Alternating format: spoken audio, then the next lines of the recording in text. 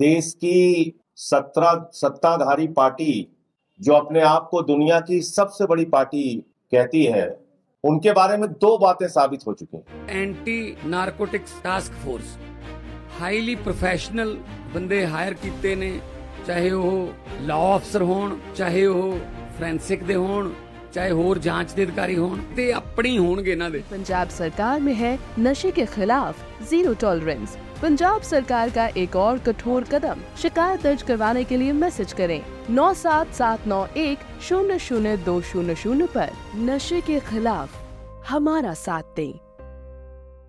और ये अब हिंदुस्तान की जनता के मन में, दिल और दिमाग में बैठता जा रहा है कि दरअसल भारतीय जनता पार्टी भारतीय झूठा पार्टी बन गई है और भारतीय झगड़ा पार्टी बन गई है। इस पार्टी का मकसद है झूठ और झगड़ा। झूठ और झगड़े के माध्यम से पूरे देश को बर्बाद करने का लक्ष्य भारतीय जनता पार्टी का है। और उसी सिद्धांत को अपनाते हुए आज भारतीय झूठा पार्टी ने फिर से आप लोगों के साथ सामने एक नया झूठ प्रस्तुत किया, एक नया ड्रामा प्रस्तुत किया, जिसको आप लोगों ने बगैर वेरीफाई किए चलाने का काम किया। और क्यों किया गया ये? क्यों पिछले कई दिनों से आम आदमी पार्टी के राष्ट्रीय संयोजक अरविंद केजरीवाल जी दिल्ली की कानून व्यवस्था का सवाल उठा रहे हैं। यहां गैंगरेप हो रहा है, गैंगवार हो रहा है, माफिया राज चल रहा है, व्यापारियों को गोली मारी जा रही है, महिलाओं को सड़कों पे घसीट के उनकी जान ले ली जा रही है। यह सारा मुद्दा केजरीवाल जी उठा रहे हैं। और अमित शाह बजाय इसके कि केजरीवाल के सवालों का जवाब दे, अमित शाह बजाय इसके कि दिल्ली में अपराध रोके, केजरीवाल को रोकने में लगे हुए हैं। केजरीवाल के खिलाफ तमाम तरीके के षड्यंत्र और साजिश रचने में लगे हुए हैं। मुद्दों से दिमाग हटाना है। अब मुद्दों से दिमाग हटाने के लिए सिर्फ एक ही सहारा होता है, भाजपाइयों का झूठ। तो आज उन्होंने वो ऑडियो क्लिप आपके बीच में चलाया जो पूरी तरीके से फेक है, जिस ऑडियो क्लिप की कोई सत्यता नहीं है और जिस ऑडियो क्लिप के बारे में दिल्ली के माननीय हाईकोर्ट ने रोक लगा रखी है। ऐसा एक audio clip Bharatiya Janata party का, फिर से मुझे कहना पड़ रहा है, भारतीय झूठा पार्टी का आईटी सेल का जो हेड है वो चला रहा है। उसके प्रदेश अध्यक्ष बीजेपी के जो दिल्ली के हैं सचदेवा जी, गौरव भाटिया, उस झूठ को लेकर उड़ रहे हैं आसमान में, आसमान में उड़ रहे हैं, जिसके संबंध में हाई कोर्ट का निर्णय आ चुका है। ऐसे झूठ को लेकर उड़ रहे हैं और यह आदेश हाई कोर्ट का है कि ऐसा कोई भी ऑडियो चलाया नहीं जाएगा। भारत के उच्च न्यायालय, दिल्ली के उच्च न्यायालय के आदेश के बावजूद भारतीय जनता पार्टी ने ऑडियो क्लिप कैसे चलाई? इनके खिलाफ माननीय न्यायालय को एक्शन लेना चाहिए। 17 अगस्त 2023 को देश के एक मीडिया चैनल ने ऐसा ही प्रयास, इसी ऑडियो क्लिप को चलाया था और यह कहा था कि एक कपिल सांगवान नाम का एक गैंगस्टर है और उस नरेश बाल्यान जो आम आदमी पार्टी के विधायक हैं, उनके बीच की यह बातचीत है। अब उसके बारे में दिल्ली की पुलिस कहती है उसको रेड कॉर्नर नोटिस इशू हुआ है, कहती है हम कहां है ये व्यक्ति हमें पता नहीं। जो व्यक्ति दिल्ली की पुलिस को नहीं मिल रहा, जिसके खिलाफ रेड कॉर्नर नोटिस है, जो अमित शाह को नहीं मिल रहा, वो भाजपाइयों को कहां से मिल रहा है? या तो अमित शाह के घर में मुलाकात हुई होगी, उसने कहा होगा कि हां हमारी बातचीत है। ऑडियो क्लिप, फर्जी ऑडियो क्लिप, झूठी ऑडियो क्लिप चला के आप आम आदमी पार्टी को बदनाम करना चाहते हैं, मुद्दों से ध्यान हटाना चाहते हैं, दिल्ली की बदहाल और बदतर कानून व्यवस्था के मुद्दे से लोगों का दिमाग हटाना चाहते हैं। ये हम छोड़ने वाले नहीं हैं। आपको हर दिन अरविंद केजरीवाल जी और आम आदमी पार्टी का एक एक कार्यकर्ता जनता के बीच में एक्सपोज करेगा।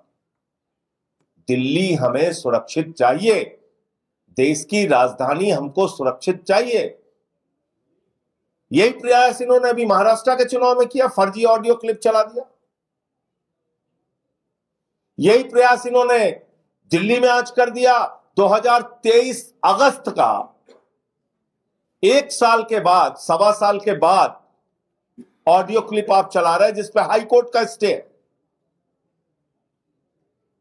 तो इसलिए जो भाजपाई उस ऑडियो क्लिप को चलाएगा उसके खिलाफ मानहानि का मुकदमा किया जाएगा, उसको न्यायालय के अंदर बुलाया जाएगा और किसी भी व्यक्ति को, विधायक हो या सामान्य व्यक्ति हो, उसको बदनाम करने का अधिकार नहीं है।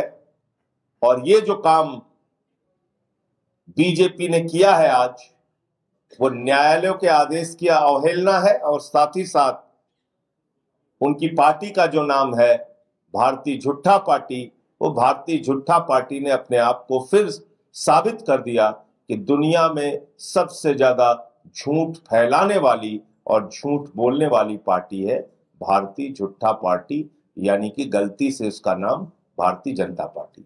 मुझे इतनी बात कहनी थी। आपका कोई प्रश्न हो आप पूछ सकते हैं। संजय जी, इसके अलावा एनआरसी का मुद्दा भी बीजेपी यहाँ पे उठाने लगी, कह रही बांग्लादेशी और रोहिंग्या यहाँ पर जो आ रहे हैं, फर्जी वोट आप तैयार कर रहे हैं उनका। देखिए, देश के अंदर सबसे बड़ा बांग्लादेशी घुसपैठिया है नरेंद्र मोदी का दोस्त अडानी।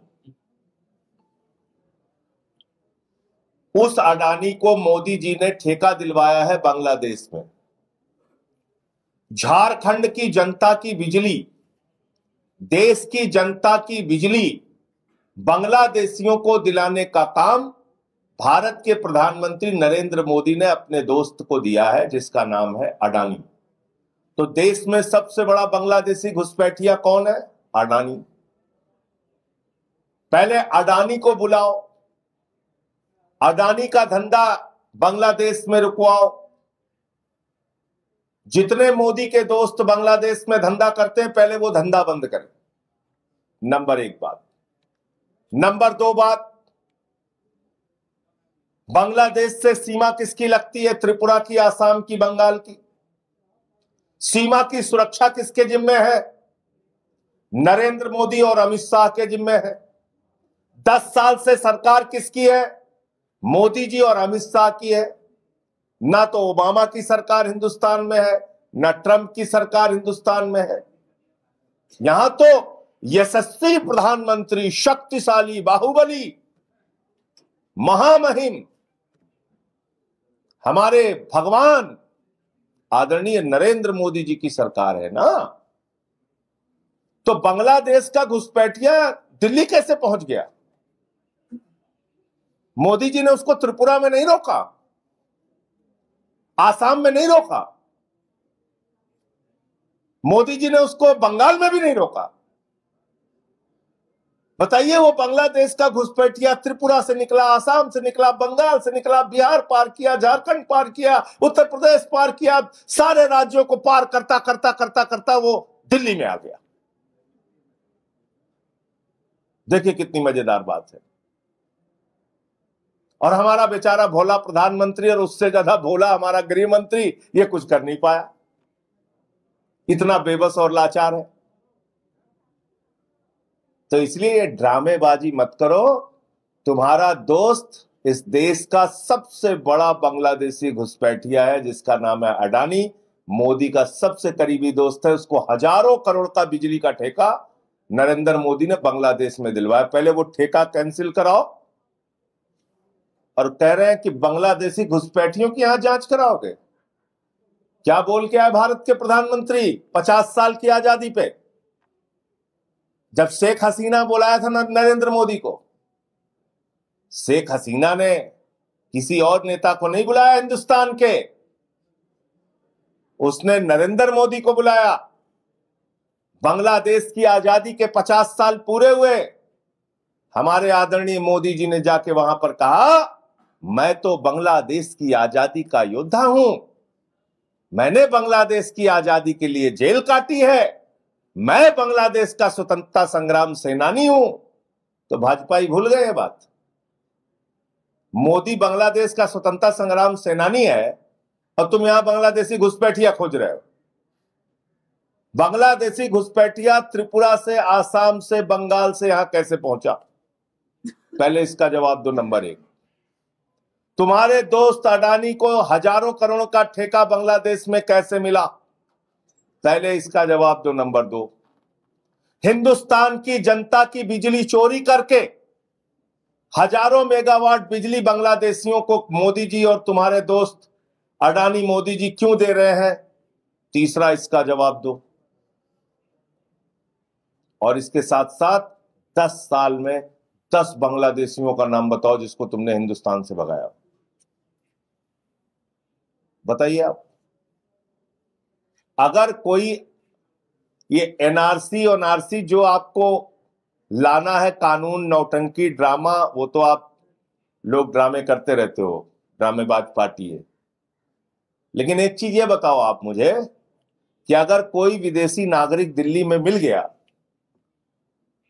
वो फ्रांस का नागरिक है, अवैध रूप से यहां रह रहा है, वो नाइजीरिया का नागरिक है, अवैध रूप से दिल्ली में रह रहा है, तो उसको केजरीवाल भगाएंगे?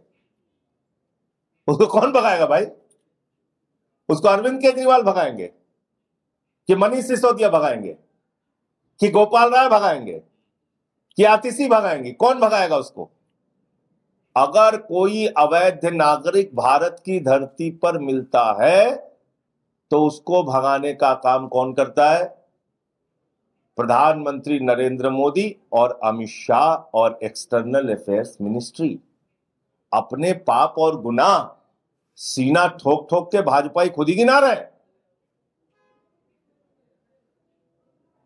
हमको लिस्ट चाहिए एक एक जिले की। 10 साल में कितने बांग्लादेशी घुसपैठिया हिंदुस्तान के अंदर तुमने पकड़े और उनको तुमने भगाया? इसका डिटेल बताओ। और सबसे बड़ा घुसपैठिया बांग्लादेश का अडानी है देश में, मैं खुलेआम कह रहा हूं इस बात। धन्यवाद।